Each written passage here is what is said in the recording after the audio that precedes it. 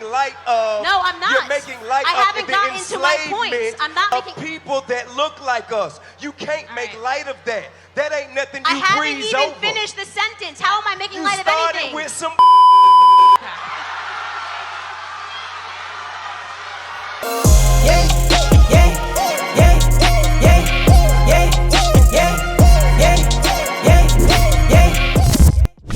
So this video is going to get good. It's always interesting because I am a fan of T.I.'s music. To see like I guess a artist I like or a celebrity I like arguing with someone who's actually into politics, because it's such different perspective. So let's get into this joint, man. Candace Owens finna go in right now. Let's go. Candace, same thing on the other side. How are we negotiating? What is the negotiation tactics so that we're not acquiescing to somebody else's agenda, but being clear about ours in the process of giving them our support? Well, I would say the first thing is that it's important to identify what our agenda actually is. And I think that the most important thing for people in this room to understand is that there is a very small window. Right now, the black vote is the most important vote in the country. There's a very small window before our vote's not going to matter. These conferences won't matter, and us sitting here won't matter, because illegal immigration, if you're looking at the numbers, every new birth in this country, 60% of all new births are Hispanic Americans, and the Democrats are about, listen, you're saying, let me get to the point. I'm gonna tell you what's wrong with it. I say illegal is the new black because it's true, and there's a reason why they're advocating for open borders. Right now, our vote means a lot, but new births of black Americans have stagnated. The population growth within black America has stagnated. So the things that I pay attention to are the numbers. I pay attention to the birth rates in this country, which is why I'm pro putting something down to stop illegal immigration. The second thing that I think is really important, and you may have heard me testify in front of Congress, is the illiteracy rates that are facing black America. 75% of black boys in California can't pass a reading exam. Across Baltimore, they looked at 5 schools. They couldn't find a single black boy that was a single black child that could pass a basic reading or a math exam. So people, I caught a lot of slack because I said this is the Democrat plantation, but I meant what I said. If you look historically at what the plantations were when we were slaves, there were 3 things that were necessary for them to run. The first was our ignorance. Black Americans were not allowed to learn how to read unless we would have our limbs chopped off. And that was because an educated mind cannot be enslaved. So Candace Owens is obviously very intelligent, and everything she's saying is facts. Like, everything she's saying is facts. If y'all don't know me, I am currently a college student studying engineering with whatever the crap GPA. I'm not even gonna get into all that crap, but I'm a college student right now. I'm a student. So when she's talking about students, specifically, I guess underprivileged students, it kind of strikes a chord with me. The reason that this is important is because since she's talking about the African American community, not to bring race into it, but since the African American community has been voting, I guess, Democrat, it is kind of like we're being used. And not to say that to, I guess, attack the entirety of the Democratic Party, but let's keep it a buck. Like, we've been voting the same way for the past 20, 30 years, but when you go look at our schools, they aren't really improving that much. Like, of course, there's programs within the government. Like, there's federal programs that have helped us, but on a state level or on a city level with our lowest ranked cities, we're not improving. So when I hear her talk, I'm like, yeah, that's facts. Like, when you look at our community, we've been voting the same way, and nothing is really getting better on a state or city level. There's federal programs for us, such as like affirmative action, there's scholarships for us. But when you look at our students, nothing is changing. And I've noticed that because I've grown, like, I'm still young. Like, I've seen it. I know what it's like. I see the schools. I'm like, bro. And now that I'm learning about voting and stuff, I'm like, we've been voting forever the same way. Like, if you don't vote this way, if you're not Democratic and you voting, what are you doing? That's like the mindset. But my thing is this: we've been voting the same way forever. Why isn't our schools getting better? I get it. If our schools don't get better in a year, okay. 5 years, okay, maybe it's making progress. 10 years, I don't know. 20, 30, like, come on, bro. Something's got to give. There our education, that our schools are in this condition in the inner cities and all throughout America, and not a single candidate is talking about it, is problematic to me. I think that that's a huge negotiating tool for me. We need to be talking about the inner city schools. Another component, and this is the biggest issue that I think is facing Black America today, which was important to maintaining the plantations, was the breakdown of family. The biggest issue facing Black America is father absence. We have children that are growing up without their fathers in the home, and that is being incentivized by the government right now via the welfare system. When the government says we'll give you more money if you don't marry the father of your children, you are incentivizing bad behavior in our community. What happens when you remove a father from the home? This is why I do not mess with feminism at all. I'm not with it. This breakdown and mocking masculinity, making it seem like there's something wrong to be a man, all of this contributes to the breakdown of family. When you remove... y'all, hey, hold on. So, hold on, brother, hold on. There's going to be an opportunity for each of you to engage, but I want to make sure this sister has the right to talk while she's here. That's why we invited her. So let her say what she needs to say, and then let's keep it moving. Come on, y'all. The single motherhood rate in the 1960s in Black America, and they thought that... Now, hold on. I want to finish this. This is on your behalf. At a certain point, we can't be assholes. At a certain point, these are Black. And it's crazy because nothing she said was wrong here. And I don't care what side of the political spectrum you're on. This is not even about politics in my eyes. Nothing she said was wrong here. If you know about my community, even if you don't know about my community, let's not even talk about the Black community. If you live in an underprivileged community, you know in other underprivileged communities, the reading level is not as high. You know that welfare is not necessarily the best for the community. One thing about me though, I'm not gonna ever sit here and bash the government. I'm personally not gonna do that. Because I think the government does have good programs for people, but I think sometimes programs get abused for people. I mean, some people abuse the programs, but nothing she said here was like really like, oh my God, like we need to get her but the thing is, people are victims. Like, people have victim mindsets, and when you have a victim mindset, when somebody's calling you out, instead of seeing them for what it is, the truth, your ego is so hurt that you can't even fathom them judging you. And that's what I see a lot in my community specifically. Like, not everybody, of course, but I see it sometimes, and it's just really upsetting because Candace Owens is talking about real issues. How could we make our community better? And instead of them sitting there like, oh yeah, I agree. The people on stage are like that, but the people in the crowd are getting angry. They're like, I'm angry. What do you mean welfare is bad for me? What do you mean I can't abuse the welfare system? What do you mean me having 3-4 babies out of wedlock and then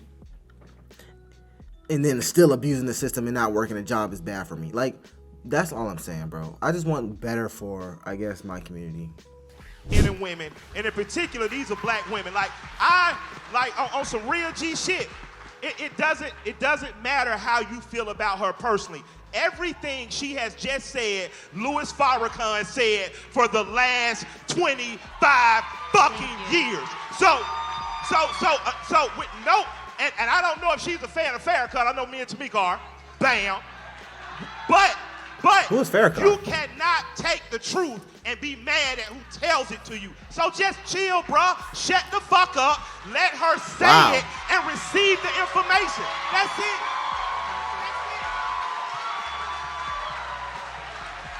Why do you even have to say this though? I apologize. I digress. Thank you. You gotta police grown people. I want you to continue because I was listening. Yeah. So, I mean, I've been turned into public enemy number one. I say the same thing when I hit every stage. The single motherhood rate in the Black community in the 1960s, before Lyndon Baines Johnson started the Great Society Act, was 23%. At that time, that was considered very high. 23% of Black people growing up without a father in the home. The single motherhood rate in the Black community today is 74%. 74% of our children are growing up without a father in the home. It was Barack Obama, who I don't even really have anything for, who told you what happens when you remove a father from the home. You're 9 times more likely to end up in prison. You're 6 times more likely to drop out of high school, and you're 12 times more likely to lead a life of poverty. Why is nobody talking about father absence, and why do we keep being silent when we actually do? I'll tell you why nobody's talking about it, because it's not a sexy topic. It's not a topic that's gonna manipulate people to vote for you. That's, if we being 100, that's why people aren't talking about it. That's why it's so many divides in races. Like, that's why you try to pin one race against another race, or one class against, well, classism is a little different. Let's talk about race. Why you try to pin black people versus white people, or white people, like you just, this is why people do it. They do it because they know if we really dive face first into black issues, that's where you lose people. Because when you try to paint the picture that you can fix your own issues, it's not really as appealing as in you saying they're the reason your issues are like this. That family down the street who worked extremely hard, who all went to college, who had to grind day in and day out to get what they really wanted, they're the reason that you don't have what you want. It's not the fact that you are having children out of wedlock. It's not the fact that as a man you left your family, you got a woman pregnant and you left her and you can't get a job. It's not that. It's the family down the street, the family of a different race. That's why you can't get what you want. And when you have topics like that, when you're pushing narratives like that, that's what's going to make people vote for you. So it's not even about the black community. I don't think a lot of people care about the black community, if we're being 100.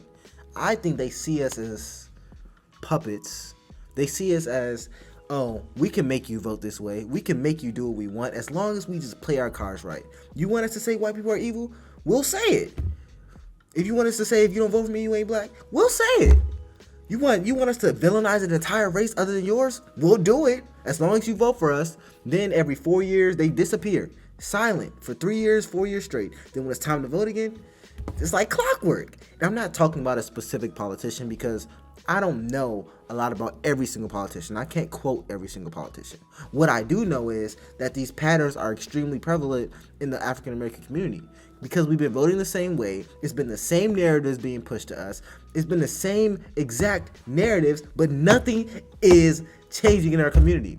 Actually, things are getting worse in our community. This is what black conservatism is, by the way. It's really not, it's not that controversial. How do we begin to really deal with that? Because the federal government creating zones has normally been the places where gentrification starts first. Okay, that was my point. I had a question for both of you young ladies, and you and Candace, we spoke many times, and you're a brilliant young lady. But my question to you is, how is it that you can support yourself? I mean, that you can support and align with a constituency that will not denounce white supremacy? So that means your son or daughter, or or any of your brothers or any of your family members, if they are caught out there by a policeman who is in a covert, undercover white supremacist and get gunned down, this constituency will have absolutely nothing to say about it. And here's about this argument that really pisses me off. Let's go back to what he said. How could you be a part of a system? He basically said, how could you be a part of a system that does not denounce white supremacy? Here's my problem with not really what he said, but this whole mindset of saying something like that. She's talking about African American issues. Our biggest issues. The lack of father figures in the households. Fathers leaving their women to raise children by themselves. People in our community abusing the welfare system. The lack of reading in our community. Lower reading skills. We have kids who cannot read at their grade level, and they like in the 5th grade, 4th grade. Like, how could you not read at freaking... Anyways, these are some of the biggest, the whales of issues in our community. And what did T.I. just say?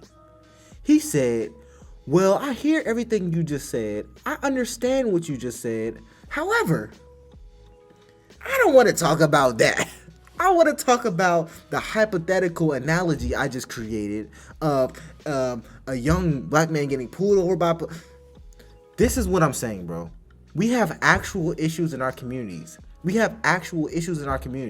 we have people who are so brainwashed, because that's what it is, who just refuse. Like, y'all see it. He refuses to talk about our issues. He didn't acknowledge anything she just said. He honestly just said, well, yeah, What you're saying is true, kinda, I guess, but you're not talking about white supremacy, so I don't want to talk about that. And this is the problem, bro.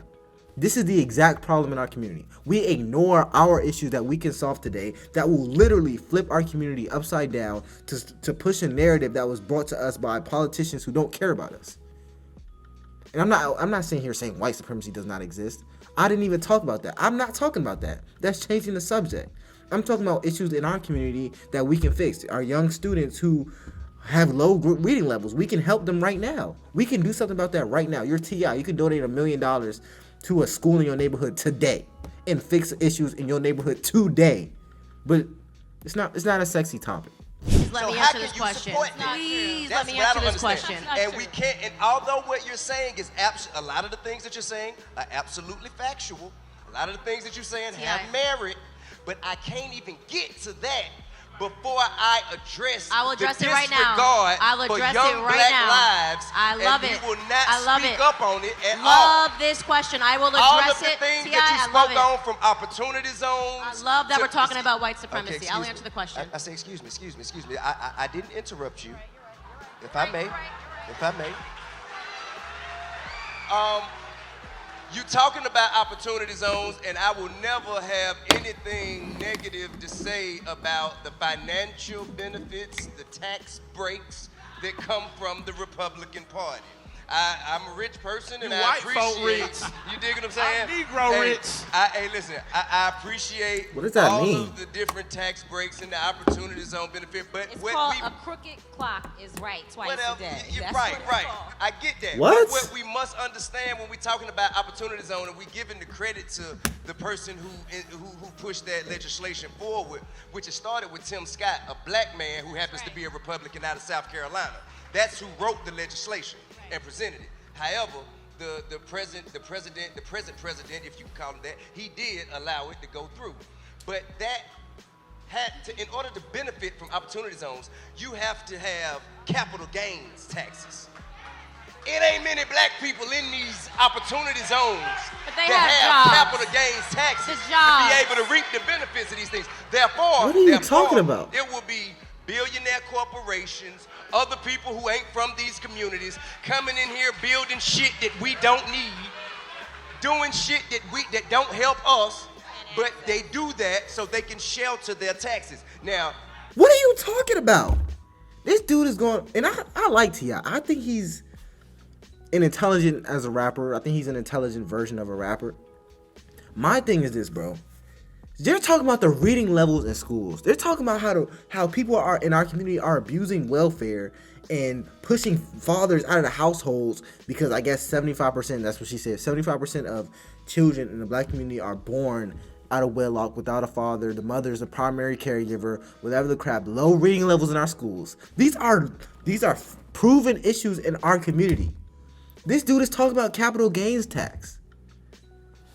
And here's the problem with this, bro. Instead of people here acknowledging the issues that we can fix, we just put everything else on other races. And I do understand, because there are issues that African Americans face in America. The problem that I have with this, though, is that it can easily, I guess, be argued against, because all you got to say is, well, all it takes is another race to say, well, I'm not white and I still achieve this.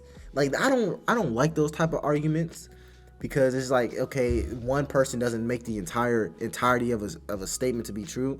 But my thing is this, bro.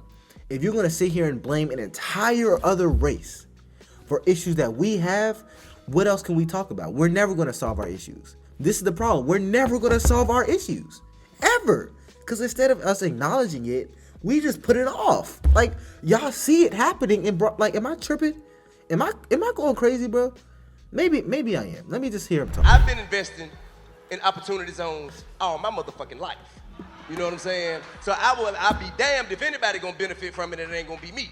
So, but I actually know the need of the community. You have these systems in place, but the people who have the most the most ability to take advantage and who are readily able to take advantage are the people who have absolutely no genuine interest to do anything to support this community that they're coming into. They have no There's no real tangible investment. They're just doing it to shelter their tax dollars.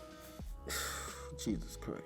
And I hate these type of arguments because this whole stance implies that there aren't rich black people, which is obviously false. It's obviously false. The African American community spends trillions of dollars on just consumer goods for us. We have literal billionaires in our communities, 100 millionaires, the biggest athletes, the biggest celebrities, the biggest stars in the world. A lot of them are black, are literally black. So for you to sit here, and you're literally one of them, so it's kind of weird to me, like, whatever. For you to sit here and act like we don't have the I guess the finances to help our communities because we're not getting tax write-offs, I don't know what you're saying right now. It's just delusional. Like, it's literally delusional. You got so off track from what we were originally talking about that I don't even know what you're trying to allude to right now. Like, I really don't. And I'm not saying you're dumb, because I think T.I. is pretty intelligent. Like, but what you saying makes no sense, bruh. It makes absolutely no sense, and I'm tired of these type of arguments. So thank you, Tip. Well, hold on, Katrina. I want Candace to talk about your first point, and then Katrina, you respond to the second point. All right, so to tackle the white supremacy thing, your question was a fallacy because you said you insinuated that he has not denounced white supremacy. He hasn't. Somebody please, go to his Twitter feed right now. Right now, He go said, back to "Who the is the shootings." KKK? He said, no, because we gotta tell the truth. He I do said, not "Who stop. is the Don't KKK?" now you're cutting me off, right? There we go. Now we're even. What he said was that. So listen. What he said was that there was good. No. on both Let me sides finish. of white Stop. supremacy. That's what Because he you guys said. are so That's hung not what he up said. on That's not what Charlottesville, he said. and nobody heard the entire clip. I want to talk about why we get manipulated. I'm being serious, guys. I'm not even trying to make this like a contentious moment, because this is literally why Black America loses right here. Because we we're allow stupid? people with cameras to go hear a whole speech, like they do this to me all the time.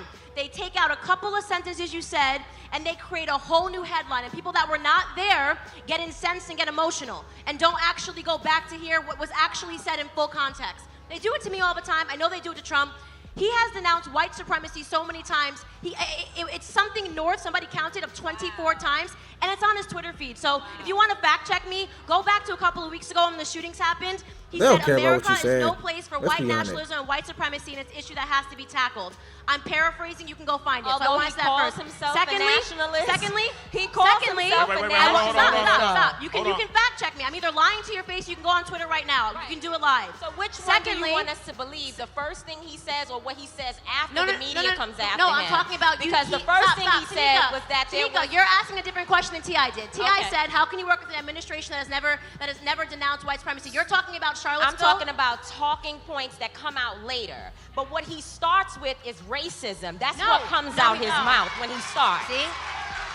We And let me can tell look you at something. how many mass shootings by white supremacists and let me tell happen. you why the black vote is the easiest vote for Democrats to keep for the last 60 years. All they have to do to get our vote, let me tell you something. If people know what you fear, you are the easiest person to control. The Democrats have figured out that Black America is emotionally responsive to the word racism. She says racism, you jump up and you start cheering. You haven't even listened to what I've said to rebut it, okay? But it's the 100%. wait, The biggest hold on. issue, let me finish. The biggest issue facing Black America is not white supremacy. When Trump said there were good people on both sides, he was talking about the fact that some people that were in the Charlottesville rally, and he could have paraphrased that better, he could have said something better, literally came there because they don't believe that statues should be torn down, okay? Other people came there because they were upset that amongst the people that came there to watch the statue be torn down were also white nationalists. Oh my goodness.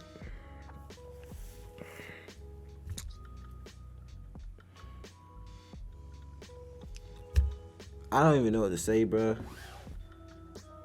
If the issue don't got a word racism in it, it's not appealing. Like, and I'm not saying that from my personal belief. That's just what I've noticed. Like the young black woman who was speaking prior to Candace Owens, I don't even know what she said. I'm gonna be honest. All I heard was something about Charlottesville, racism. People started cheering. And I'm only saying that because I'm not like a genius, but I think I'm pretty smart. Like, I'm above average intelligence probably. But it's like the word racism is like a buzzword. Like, if you talking about black issues and you don't mention racism, You're the bad guy. All I'm saying is, if we continue to let that word change the courses of our lives, we're never going to get the lives we want. If we continue to blame other people for issues that we can solve, we're never going to get the lives we want. And I know some people are going to take this out of context, but if you know what I'm saying, then you know what I'm saying.